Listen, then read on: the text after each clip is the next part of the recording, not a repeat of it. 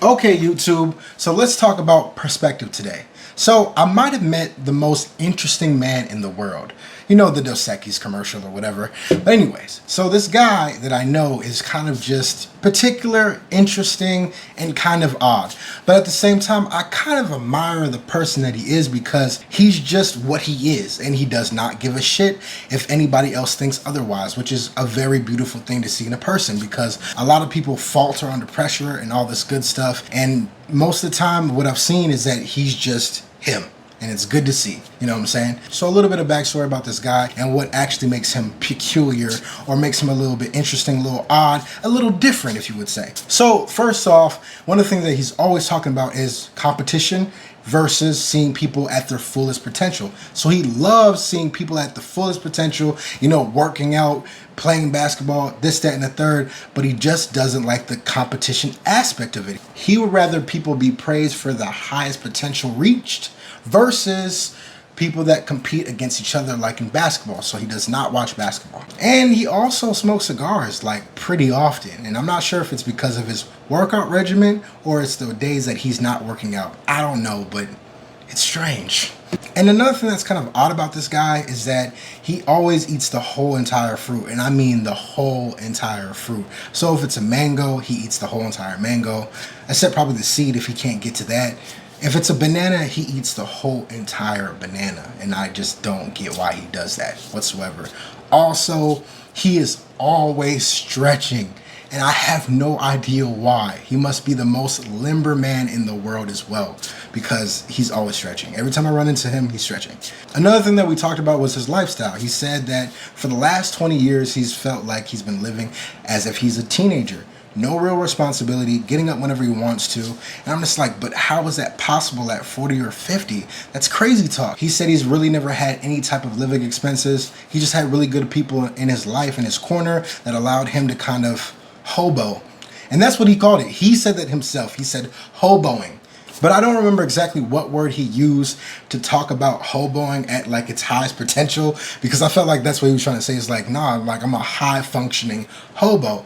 I don't know if we want to say most interesting or he's just been getting by for a very long time.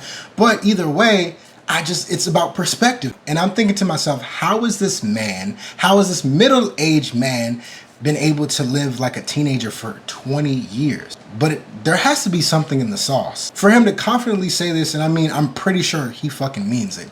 And so now he has this job and now he has to get up and do, you know, now he has some type of responsibilities. And I mean like around 50, which is crazy to me because I've had responsibilities since I was 12. You know what I'm saying? I don't know how his life was or his upbringing was, but you know, if you have an idea in your head and you are strong-willed, you can do what you want, right? And that's how I kind of put it together, because if you don't allow society to dictate what you actually do in your life, then you can always win. But the thing is that we always let society get in between. But that is not the complete story here, and not the story that I'm really trying to share. I'm just trying to tell you the guy that we're talking about. Moving on to the actual juicy part of this story, the part I probably shouldn't be telling, but I'm going to tell it anyway. Time out. Welcome back to my incredible little life. Needless checking in with you right now. And if you guys can hit me with a like, share, subscribe, comment, anything would be grateful.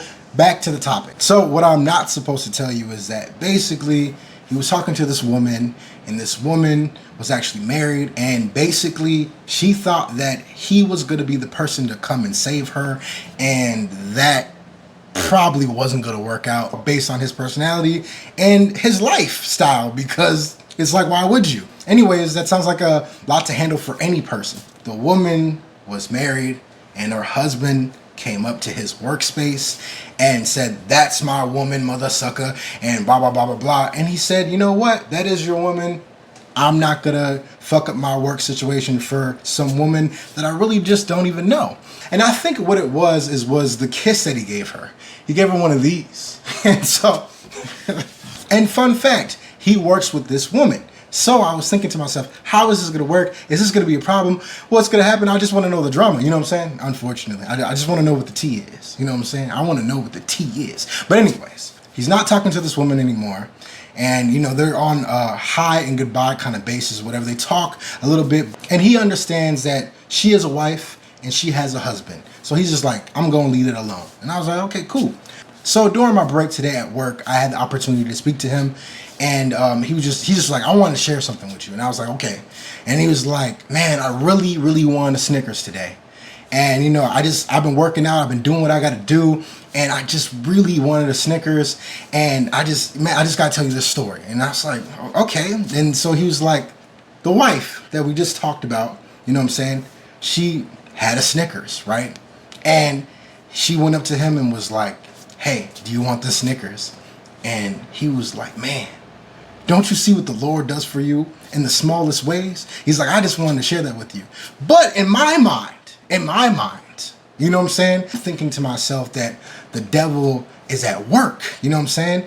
I have no idea if she knows that this guy loves Snickers or whatever, or maybe she just really just had a Snickers and just gave it to him. But from my scope of my Christian roots or whatever you want to call it, I'm not religious, but at the same time, it's like, that's what you immediately go to. You go to what you know. And so you're thinking to yourself, nah, this is the devil's work. This isn't God's work. You know what I'm saying? I said that to him. I said, like, yeah, don't you think it could be the devil's work? And he said, I don't give the devil any of my time. He said, I give it all to the Father. And so I thought to myself, I was like, wow. So back up. Let's back up just a little bit. So he believes this random or not so random act of kindness from this woman is an act of the Father upstairs, right? And his, perspective or in his belief, right? And so my side of that was, no, it's the devil's work. But he told me that he doesn't give the devil any time. So wait, does that mean that the devil is never in play at all? So does that mean that regardless if that woman's act of kindness was in bad faith or not, it's still an act of God regardless? If you think about it, right? That means that when something goes bad in your life, it doesn't necessarily have to be an act of good or evil. It can just be like, something bad happened to me, but when something good happens to me, then it is always just good, as in the Father. And I was thinking to myself, maybe that's not a bad way to look at it, because we have a tendency to look at things as good and evil, right? So if something bad happens to me, or I feel like somebody's trying to do bad to me, then I automatically, from my Christian stance, think that it's the devil's work.